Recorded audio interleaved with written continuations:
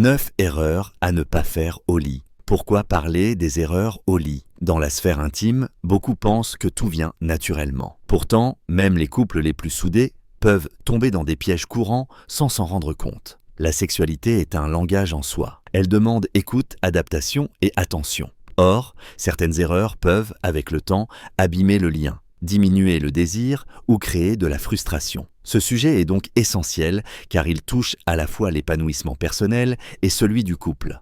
En parler, ce n'est pas accuser, c'est apprendre à mieux faire. Dans cette vidéo, nous allons passer en revue 9 erreurs fréquentes à éviter au lit, non pour juger, mais pour mieux comprendre les besoins de l'autre et vivre des moments plus harmonieux, plus complices. Le but, vous aider à développer une sexualité saine, respectueuse et surtout agréable pour les deux partenaires. Se comparer à la pornographie.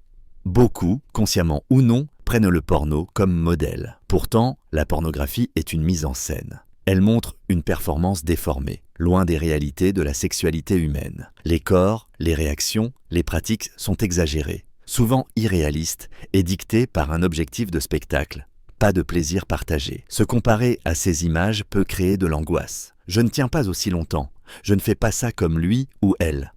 Résultat, perte de confiance, stress, pression. Pire, certains essaient de reproduire des actes sans se soucier du ressenti de l'autre. Revenez au réel. Le sexe n'est pas un film. Il est plein d'imperfections, de spontanéité, et c'est ce qui le rend beau. Soyez vous-même, présent, sincère. C'est ce qui touche vraiment. Oubliez le plaisir de l'autre. Certaines personnes se concentrent uniquement sur leur propre plaisir, en oubliant que l'acte sexuel est un échange.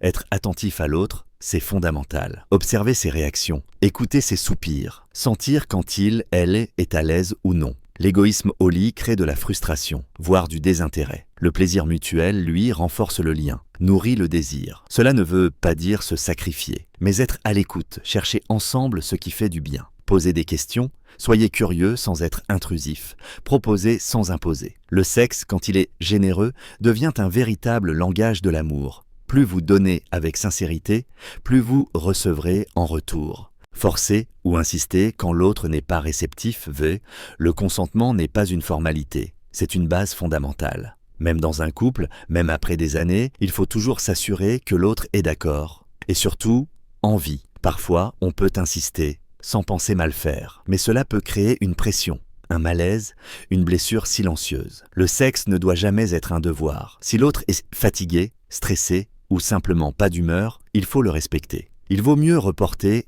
un moment intime que de briser la confiance. Au contraire, être attentif à l'état émotionnel de l'autre renforce la sécurité affective. Et c'est cette sécurité qui permet au désir de revenir naturellement. Manquer d'hygiène ou de délicatesse, cela peut paraître évident, mais de nombreux partenaires négligent encore l'hygiène intime. Une mauvaise haleine, des ongles sales, une douche oubliée peuvent en briser l'envie en une seconde. L'hygiène est une preuve de respect, de soin, de considération. De même, la délicatesse est essentielle. Gestes brusques, mouvements maladroits ou pressés peuvent blesser, même involontairement. Il faut apprendre à être attentif, précis, doux. Le sexe est un moment sensible.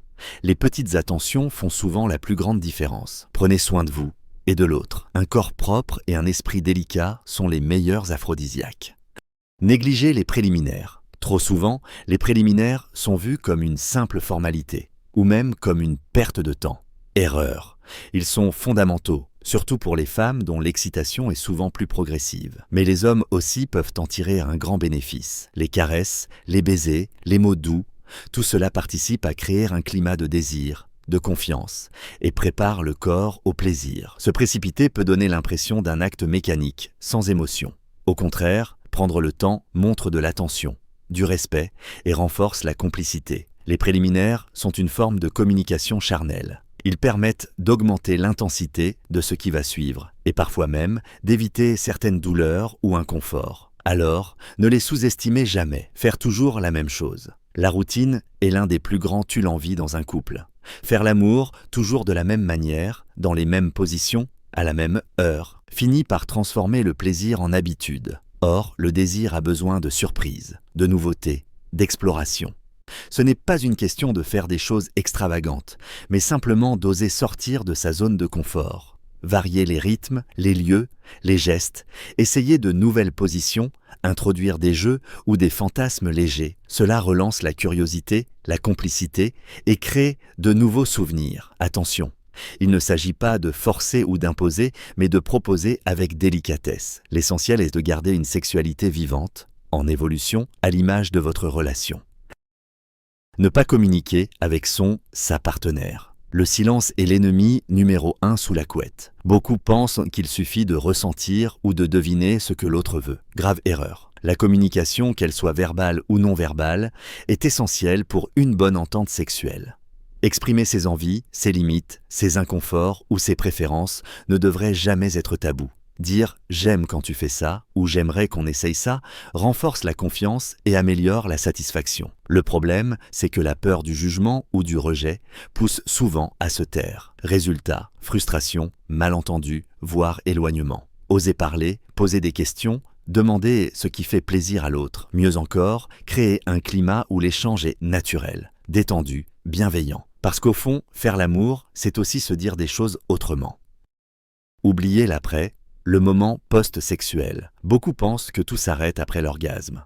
Pourtant, ce qui suit l'acte est tout aussi important. L'après, c'est ce moment où l'on se serre, où l'on parle doucement, où l'on rit ou se repose ensemble. Ignorer ce moment peut donner une impression de vide, voire de rejet. Au contraire, un câlin, un mot tendre, un simple regard peuvent renforcer l'attachement, prolonger le plaisir émotionnel. Le sexe ne se résume pas à un acte physique. Il fait partie d'un échange affectif plus global. Prenez ce temps après l'intimité pour nourrir la relation. Cela donne envie de recommencer, pas seulement pour le plaisir du corps, mais pour celui du cœur.